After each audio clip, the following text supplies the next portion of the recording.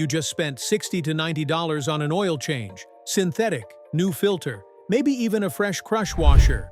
You feel good. It feels great to be this responsible, but there's a lot more to this pretty mundane oil change than meets the eye. You see, within the next 5 minutes of engine runtime, you could be setting your Hyundai up for a $4,500 engine replacement. Not next year, not at 100,000 miles, but possibly within weeks. Every time, after an oil change, your engine is at its weakest. The new oil couldn't possibly have circulated immediately. So, at that moment, your cam journals and turbo bearings are dry. Bone dry.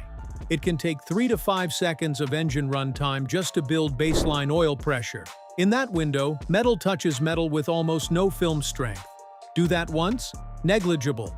Do it every 5,000 miles for 100,000 miles? That's 20 dry starts, 20 cycles of timing chain rattle, cam journal wear, and main bearing stress. But here's the good news. There is a 5-minute procedure. It costs $0. It requires no special tools, and it will double the life of your engine's bottom end, top end, and timing system. Most mechanics don't even do this. I'm about to show you why they should. Stay with me, because what I'm about to show you is the single most overlooked 5-minute ritual after every single oil change. And skipping it is why so many Theta 2 new and Lambda engines die long before their time. Let's get started. Mistake number 1. The floor. It after fill-up. You've seen it. Maybe you've done it. Finish the oil change. Start the engine. Rev it once or twice to quote-unquote circulate the oil. You've got to stop. That rev you just did, you just sent your connecting rods knocking against crankshaft journals that had zero oil pressure. The variable valve timing solenoids opened dry, and your timing chain tensioner, which relies on oil pressure to take up slack, was still collapsed. One time, on a 2018 Sonata 2.4-liter, I measured oil pressure at the main gallery after a cold start with a fresh oil change. It took 4.2 seconds to reach 25 pounds per square inch. The first 2 seconds, under 5 pounds per square inch. Now take a second to think about your driving habits. If you start the car and pull out of your driveway within 10 seconds, you're asking your transmission to move a vehicle while your rod bearings are still, starving. The fix to this is almost insultingly simple.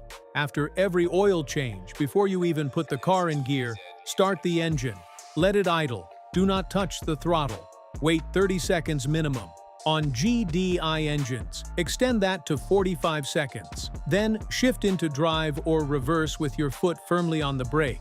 And for the first 60 seconds of driving, stay under 2,000 revolutions per minute. That's it. That single habit reduces dry start wear by up to 70%. Now I can already hear what some of you are thinking. Dean, my oil light goes off immediately. That means I have pressure.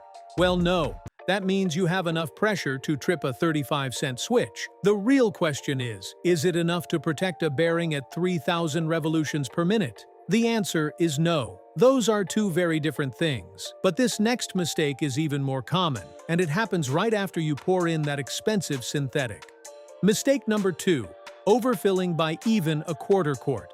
The owner's manual says 4.8 quarts. You pour in 5, maybe 5 1/4. Close enough, you think. On many Hyundais, including the 2.0-liter new in the Elantra GT and the 1.6T Gamma in the Kona, the margin between full and damage is less than half a quart.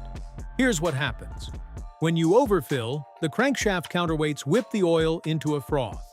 Aerated oil does not lubricate, it compresses. Hydraulic lifters tick. Variable timing actuators hesitate. And the PCV system starts sucking liquid oil into the intake manifold.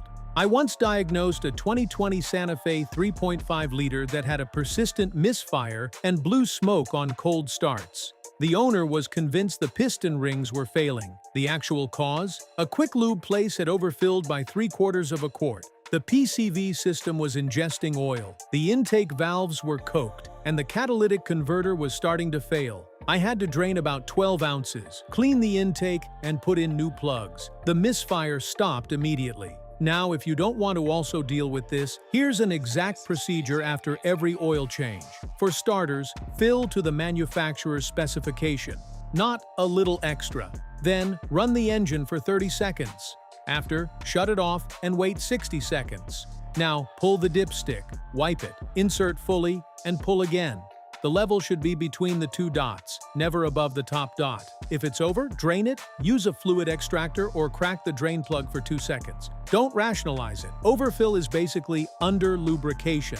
Now let me pause here. You've done the dry start procedure, you've checked the level, you're feeling good. But there's a third mistake that happens within that same 5-minute window. And this one cost a 2017 Tucson owner a $3,200 turbocharger. Mistake number 3. Ignoring the oil filter. Most people think the oil filter is a one-way protector. Clean oil in, clean oil out. Well, that's not entirely accurate. Here's the part no one mentions. When you spin on a new filter, the anti-drainback valve and the filter media are completely dry. On the first start, unfiltered oil bypasses the media until pressure equalizes. That means any debris left in the filter housing, old gasket residue, silicone from the last repair, even a tiny piece of the previous filter's end cap gets launched directly into your main oil galleries. I've actually seen it. A 2019 Elantra with the 2.0-liter new. The owner did his own oil changes, used quality filters, but he never cleaned the filter housing mating surface. A small piece of old gasket rubber dislodged during the filter change.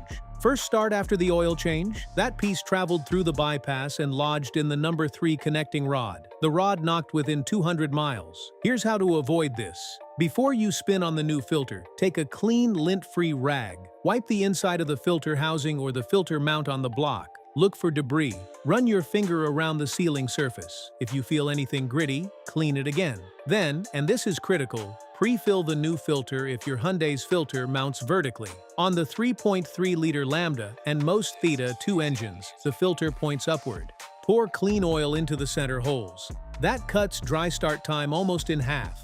On cartridge-style filters, common on 2020 plus SmartStream engines, lubricate the new O-ring with oil, not grease. Grease can block the bypass. Yeah, this might sound obsessive, but it's not. It's just cheap insurance. A $9 filter and 90 seconds of care can save you from a $700 timing chain job later. But we're not done, because there's a fourth mistake that happens after you close the hood. And this one is silent, invisible, and quite frustrating. Mistake number 4. Not resetting the oil life monitor correctly. You'd think this is trivial. Press the reset button. Light goes off. Done. Except on many Hyundais, particularly 2016 to 2020 models with the LCD cluster, the oil life monitor doesn't just track miles. It tracks engine operating conditions, cold starts, idle hours, and even high RPM events. If you reset it incorrectly, the computer's learning algorithm gets confused. I had a customer with a 2018 Kona 1.6T. Every 3,000 miles, the oil light would come on. He changed the oil, reset the monitor. Light came back at like 2,500 miles. He was convinced the engine was burning oil. The real problem? He was resetting the monitor while the engine was running.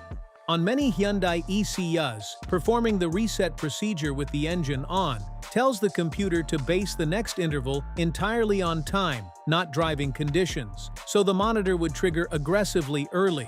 He replaced 2 sets of spark plugs, a PCV valve, and had a compression test done before I showed him the proper sequence. I've got a correct method for 95% of Hyundais from 2011 to present. Firstly, turn the ignition to on and still keep the engine off. Next, navigate to the oil life or service interval screen. Then, press and hold the OK button on the steering wheel for 5 to 8 seconds. Now, wait for the confirmation chime or reset complete message. Finally, turn the ignition to off, wait 10 seconds, and then start the engine.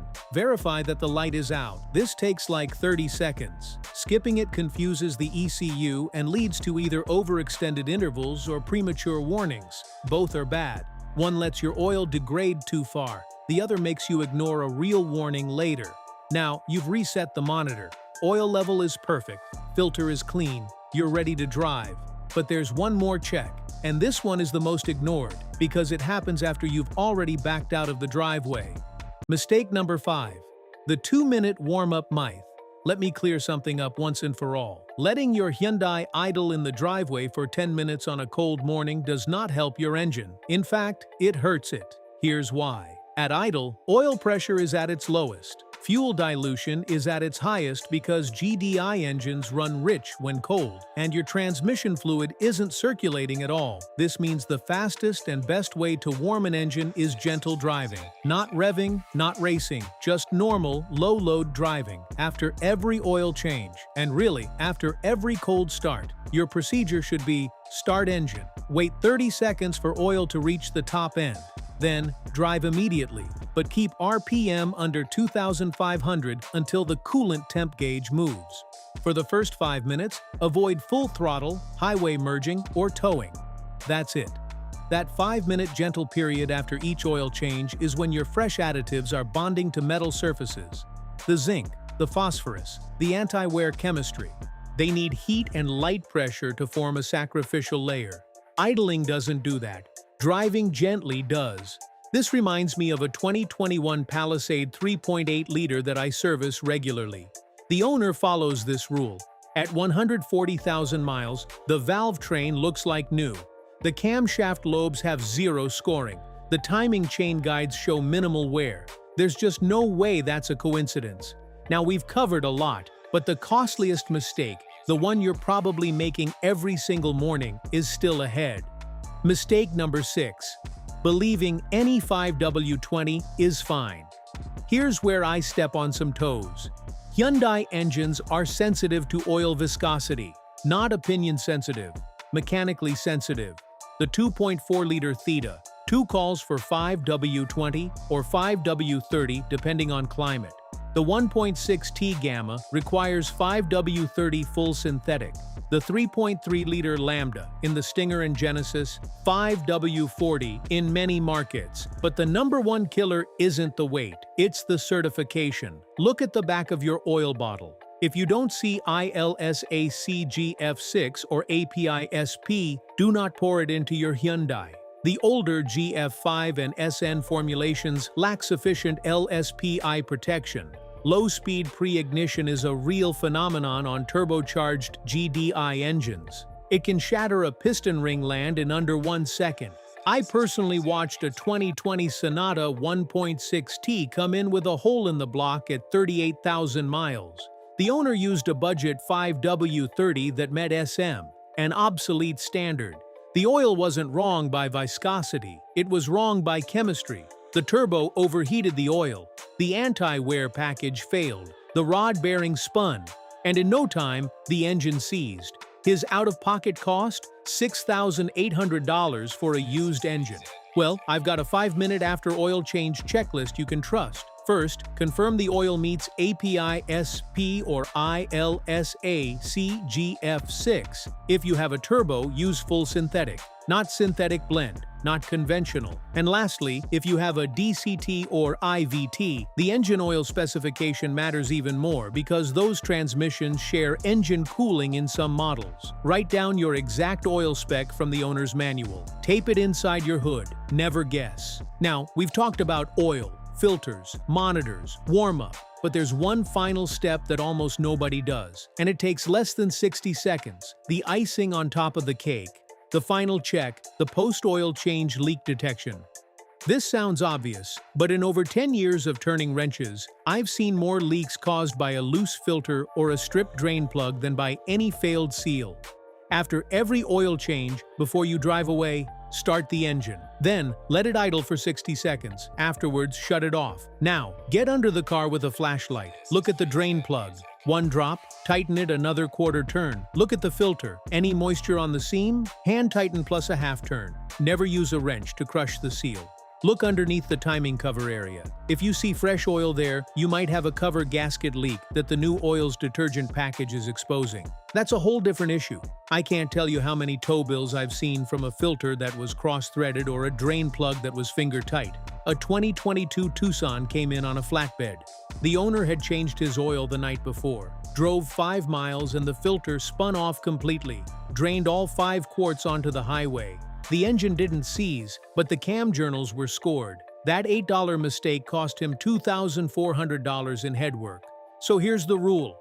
After every oil change, spend 60 seconds looking for leaks. Not 5 minutes later, not the next day, right then. while the engine is hot enough to show you the truth. The complete 5-minute ritual. Let me bring this all together so you can act on it tomorrow. After your next oil change or the one after that, do this sequence. Time yourself. Minute 1, start engine. Idle only. No throttle. Wait 45 seconds. Minute 2, check for leaks at filter and drain plug. Wipe if dry. Tighten if wet. Minute 3, shut off engine. Wait 60 seconds. Check oil level. Top up only if below the bottom dot. Never overfill. Minute 4, reset oil life monitor correctly. Ignition on. Engine off. Hold OK for 5 to 8 seconds. Minute 5, drive gently. Under 2,500 RPM for the first 5 minutes. No full throttle, no towing. That's it. That ritual will double the life of your engine because it eliminates the 5 most common causes of premature wear: dry starts, overfilling, dirty filter housings, wrong viscosity, and undetected leaks. I've seen Hyundais with 200,000 miles that run like new, and I've seen the same engine fail at 60,000 miles. The difference was never the brand of oil, it was the 5 minutes after the oil change. Well, now go check your dipstick. Not later, not tomorrow. When this video ends, walk outside and pull it. If it's over the full mark, drain some. If it's dark and you're past 5,000 miles, change it this weekend. And down in the comments, tell me this: what model Hyundai do you drive, what year, and what's your current mileage? I read every single one. Your specific engine might just become the topic of a future deep dive. Now go give your Hyundai the care it deserves. I'll see you under the hood.